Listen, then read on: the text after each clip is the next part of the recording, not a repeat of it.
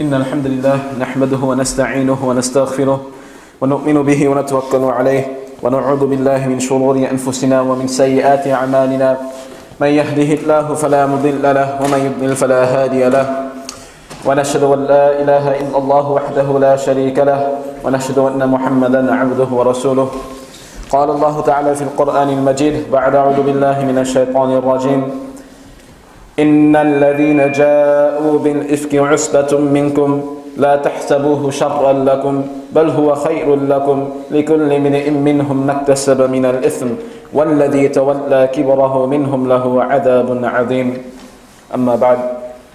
Dear brothers and sisters, we began with the incident of Ifk last week.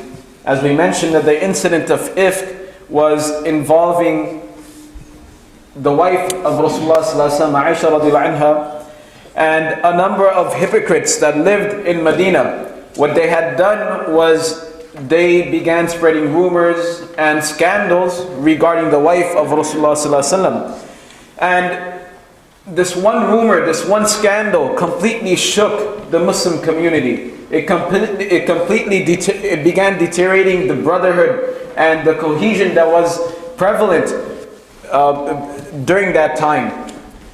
And the purpose why we're illustrating or we're narrating the story to everyone is not so we can come here and have a good time, listen to a story and then go back and then perhaps tell our children. No, there's a great lesson behind the story that we're learning, that we're sharing. The main lesson behind this story, the main objective, is to illustrate how evil speech, and when we talk about evil speech, many of us, our minds divert to one type of evil speech, and that is obscene sexual speech. That's one form of evil speech, but other forms of evil speech are backbiting, spreading rumors, provoking people, insulting people. All these things are considered to be evil speech from the Quran. So the purpose of this story that we're sharing with everyone is to illustrate that when you spread rumors about people, not only spread rumors, but when you partake, when you listen, and you give that opportunity where other people can spread rumors, where they can backbite other people in front of you, and you've created that normative, it causes so much damage. We have this conception that if we hit someone, it's something really bad. But if we had to say something that will emotionally hurt them, that will hurt their feelings, we say it's just words, let's get over it. But in reality, through the story, we understand that just words can completely destroy a community. So we began the story last week, and we covered the first portion. Just to give you an overview of what we covered so far, we mentioned that Aisha radiallahu anha had been chosen by the Prophet ﷺ to travel with him on an expedition. So as they went on the expedition, they completed the expedition. Now they were coming back to Medina. And on their way back to Medina, the caravan of people, the group of people, there were probably 1,000 people, they had stopped at night to take a break, to take a bathroom break.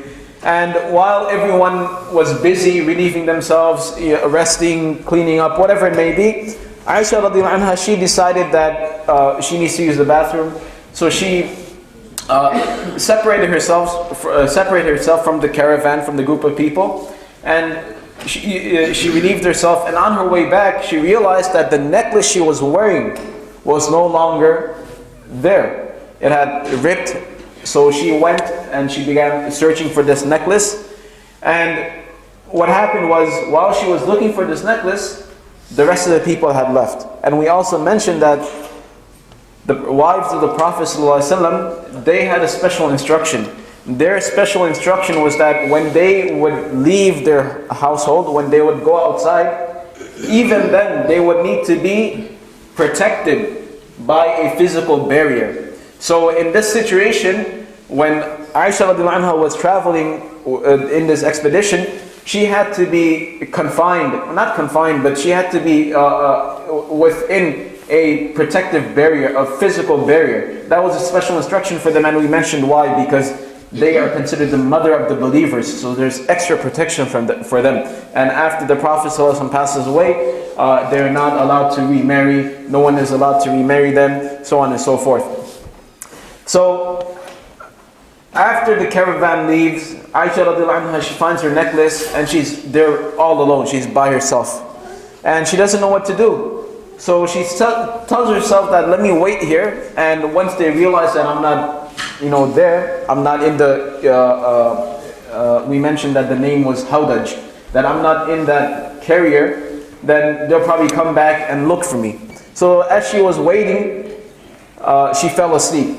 And then the next morning, what they would do is, they would have these caravans, and then behind the caravan, they would have one person that would always stay behind.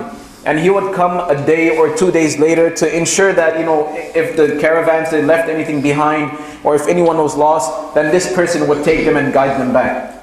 So the next morning, she fell asleep that night. And in the morning, when this, the person who stays behind, he comes, he's a man. His name's Safwan. We mentioned that there were two characters so far, Aisha radiallahu anha and Safwan. So Safwan radiallahu anhu sees Aisha radiallahu anha sleeping, and he says, "Inna lillahi wa inna ilayhi rajiun," very loudly, and that woke her up.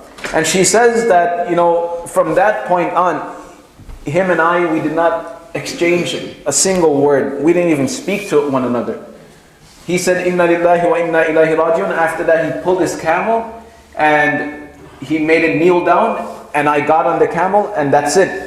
We did not speak we didn't speak to each other. We didn't say a single word to one another. So then that's where we left off. Today, she says that we're going to continue off, and she says that we arrived and we caught up with the rest of the caravan, and it was broad daylight. So she says that when we arrived, then what happened was, she says, قالت فهلك من هلك وكان الذي تولى الإفك عبد الله بن أبي بن سلول. So she says, as we caught up with the rest of the people, with the rest of the caravan, it was broad daylight. One of the first people that saw us was the leader of the hypocrites, Abdullah bin Ubay bin Sulul. And it's interesting the way she says it. She says, فَهَلَكَ مَنْ هَلَكَ. She says, the one who was destroyed, may he be destroyed all over again. Meaning, Abdullah ibn Ubay, he was a known hypocrite. And as we know that in the Quran, Allah subhanahu wa ta'ala says that the hypocrites, إِنَّ الْمُنَافِقِينَ فِي الدَّرْكِ الْأَسْفَلِ مِنَ النَّارِ, that the hypocrites will be on the lowest level of Jahannam. Why? Because they cause the most damage within the Muslim community.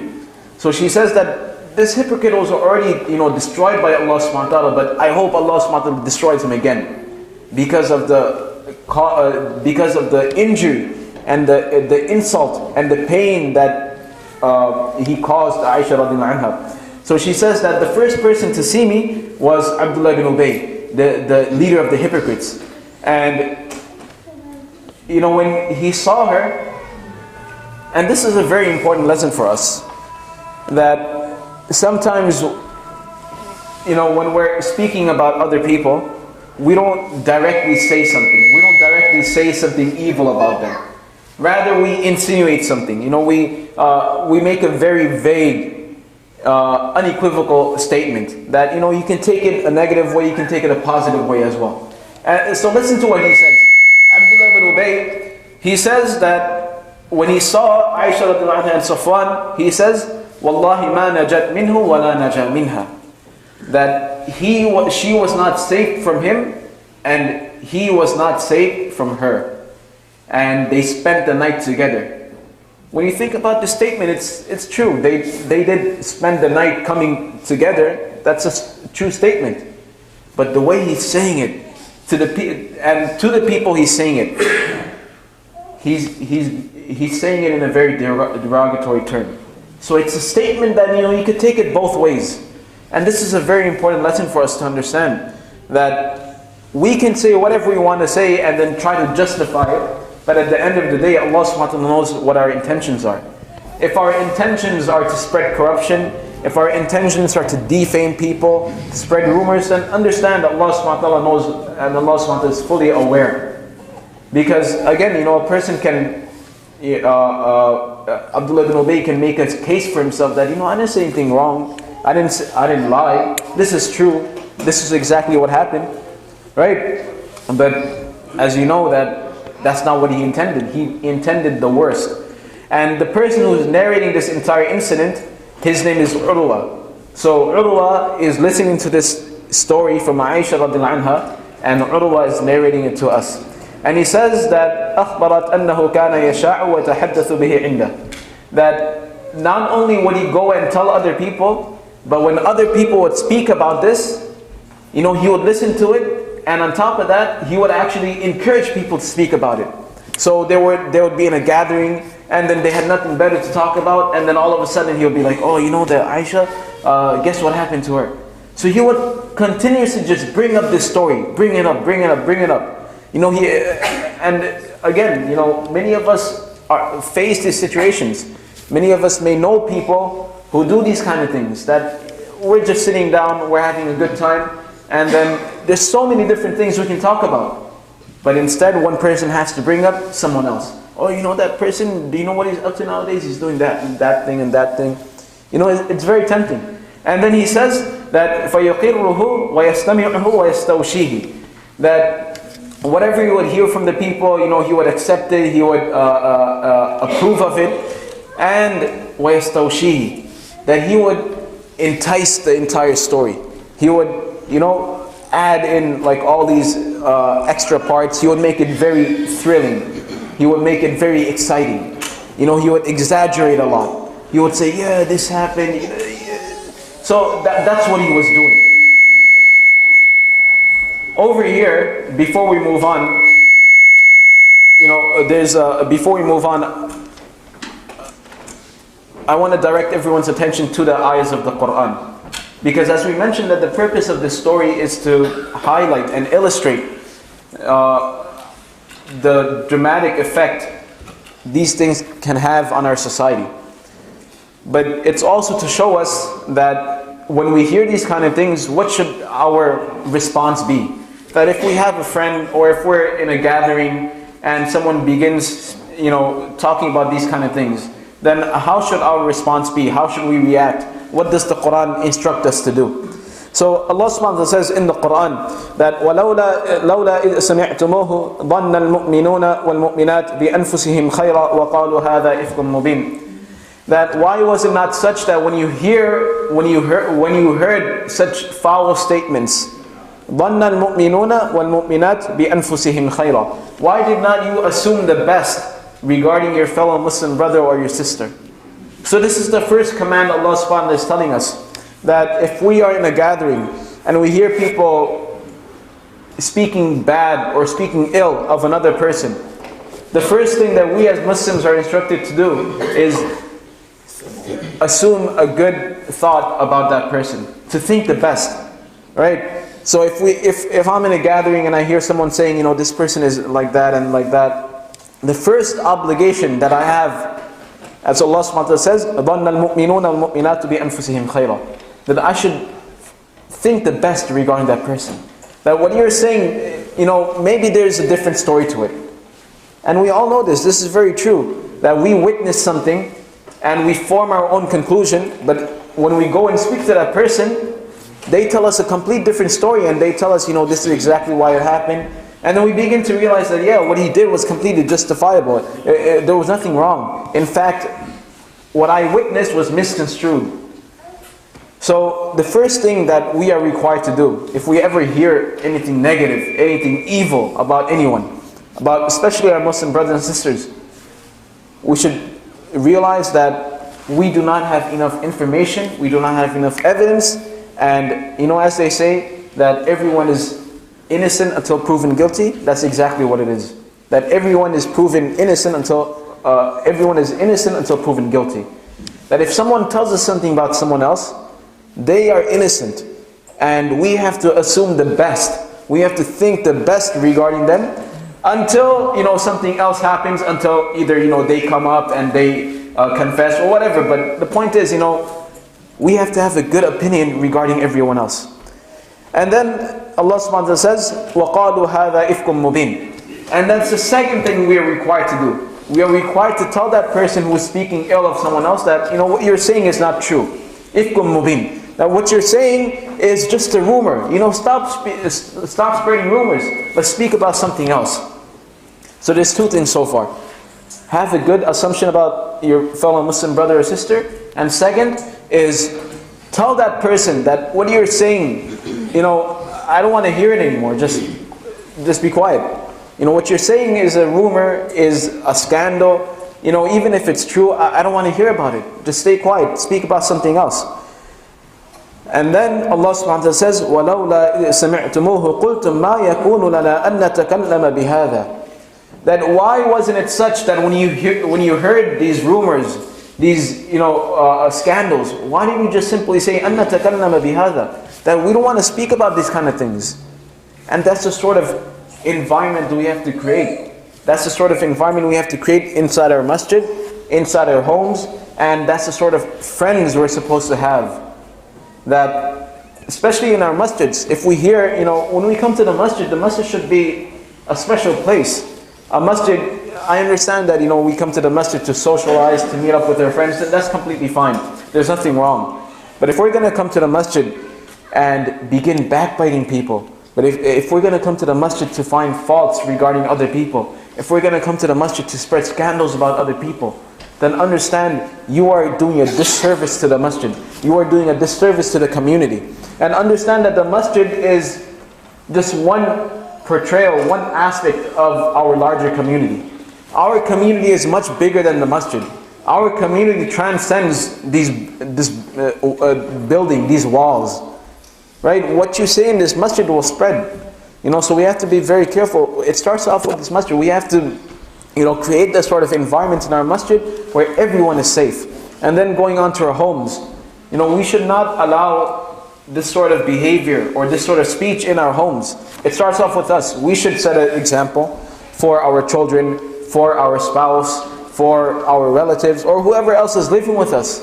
We should set the standard. We should set an example that, in this household, we do not engage in such speech. We do not engage in backbiting other people. We don't speak ill of other people behind their back. We don't make fun of people. We don't taunt them. We don't speak about other people's mistakes and faults. That's between them and Allah subhanahu wa ta'ala. We should create this environment. We have to create this environment within our households. And, by chance, if, let's say we slip, or our spouse or our children, they say something wrong, and it happens. It can be very true. And as we'll see from this story, that even great believers, great Sahaba, great companions, they were involved in spreading this scandal. They were involved in spreading this rumor. So it happens. It happens to the best of us. But when it does happen, then it becomes our responsibility to immediately stop and tell that person, أَن نَتَكَلَّمَ بِهَذَا, that we shouldn't speak about these kind of things. That let's speak about something else. Let's leave this alone. Let's go on a different subject. So we have to begin doing this immediately. If we hear someone speaking bad about, if we're involved in it, then we should stop immediately. But if we hear someone else, then there's a polite way of saying it, that let's talk about something else. Let's leave this person alone. He has enough problems, or she has enough problems. Let's leave them alone. Let's hope that Allah subhanahu wa ta'ala makes it easy for them. Let's talk about something else. There's a polite way of changing the conversation. And then Allah subhanahu wa ta'ala says that أن نتكلم بهذا سبحانك هذا بهتان عظيم إذ تلقونه بألسنتكم وتقولون بأفواهكم ما ليس لكم به علم وتحسبونه هينا وهو عند الله عظيم. And over here Allah subhanahu wa ta'ala says something very important for us to understand. That when we, backbite, when we spread rumors, when we say evil things about other people, تحسبونه هينا, that we think it's something very small. I'm not doing something that bad. I'm just having some fun with my friends. I'm not harming anyone. I'm not really hitting anyone. I'm not stealing anyone's money. I'm not doing anything really bad. I'm just having a good time with my friends, just relaxing, having fun, chilling, whatever, right? And we think it's something very small. But Allah subhanahu wa ta'ala says, وَهُوَ عِنْدَ اللَّهِ عَظِيمٌ. That you think it's very small, but in the sight of Allah subhanahu wa ta'ala it's something huge, it's something great. وَهُوَ عِنْدَ عَظِيمٌ means something magnificent, something overpowering. In other words, what Allah subhanahu wa ta'ala is saying that, you consider backbiting people, you consider spreading rumors and scandals about people, you consider it to be light, it's not a big deal. But in the sight of Allah subhanahu wa ta'ala, it is a big deal. And we have to understand that it is a big deal. When we speak bad about other people, when we make ill comments about someone else, it's a big deal to Allah subhanahu wa ta'ala. It may not be a big deal to us, but to Allah subhanahu wa ta'ala it's a big deal. And when something's a big deal to Allah subhanahu wa ta'ala, then Allah subhanahu wa ta'ala mentions it right here. Allah subhanahu wa ta'ala says, إِنَّ الَّذِينَ يُحِبُّونَ أَن تَشِيعَ الْفَاحِشَةُ فِي الَّذِينَ آمَنُوا لَهُمْ عَذَابٌ أَلِيمٌ فِي الدُّنْيَا وَالْآخِرَةِ. That the people who love to spread rumors and scandals about other people, then understand, لَهُمْ عَذَابٌ أَلِيمٌ فِي الدُّنْيَا وَالْآخِرَةِ. For them is a great punishment in this world and in the hereafter. So it's not something small that we should take. That if we try to harm someone's integrity, if we try to defame someone, then understand that the exact opposite, the exact same thing will happen to us. And as we mentioned in the hadith, that the people who try to go after other people's faults, then Allah subhanahu wa ta'ala goes after that person's faults. So it's not something small, dear brothers and sisters. We have to take these kind of things seriously. And let me tell you, in our society, these things are very prevalent. One example, when you go to these, when you go shopping and whatnot, and as you're waiting by the register to pay, you see all these tabloids, all these magazines. They're nothing but junk. It's all about this person having a relationship with another person, that person cheating on his husband, that person cheating on her husband, that person cheating on his wife, that person stealing, that person, going on a crazy diet and like getting sick, whatnot. These things are rumors and scandals. We shouldn't even pick up those magazines and flip through them. First of all, we shouldn't even be involved, or we shouldn't even invest that much time in other people's lives. These celebrities that we run after and go crazy about, they don't even know us. They don't even care about us. That's the truth. And we spend so much time reading up on their life story. I was in some store the other day and there's an entire magazine about some singer. It's like, who has time to read through this entire thing? Find out his new shoe size. Really? How is that going to help you in life? Right? And there's really people that are involved in this. There's people that have spend all their money buying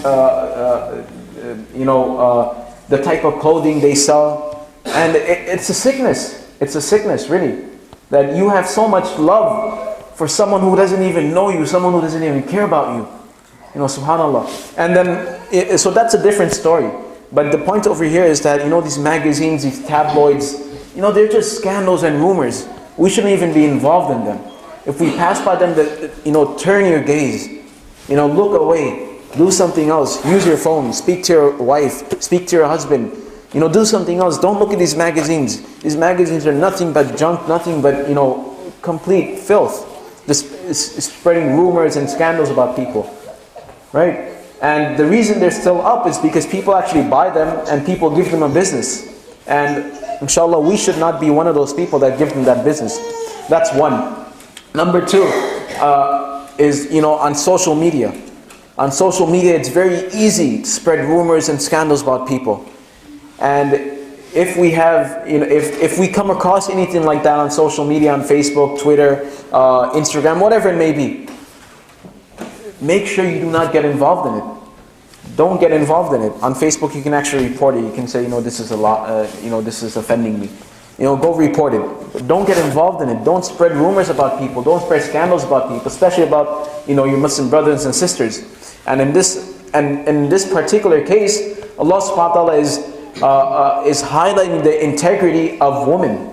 That one of the worst things that anyone can do to a woman is, accusing her of immodesty. Accusing a woman that she is not chaste, that she has been involved in an illicit relationship. You know, when you accuse a man like that, when you accuse a man, or you form an allegation against a man that, you know, this man has been involved in an illicit relationship, you know, our society still accepts it to some degree. It's still bad. But for a woman, it's, you know, completely horrendous. And modesty, their chastity, their integrity and their honor is one of the greatest things a woman has. And Allah subhanahu wa ta'ala is making it very clear that if anyone, you know, tries to defame or tries to belittle or ridicule a sister, a woman, a Muslim, a believer, because of their integrity, of their honesty and chastity, then it's a big deal to Allah subhanahu wa ta'ala, and Allah subhanahu wa ta'ala does not take it lightly. So, you know, these are the main instructions, and we'll come back to this, but we want to continue off with the story. And inshallah, in the story there's so much benefit, there's a lot of wisdom and a lot of lessons we can learn. Inshallah, we will continue. Barakallahu lana wa lakum fil Qur'an al-Majid, wa nafa'ana wa iyyakum bil ayati wa dhikri al-hakim. Astaghfirullah li wa lakum wa lisa'il muslimin, fastaghfiru innahu huwal ghafurur rahim.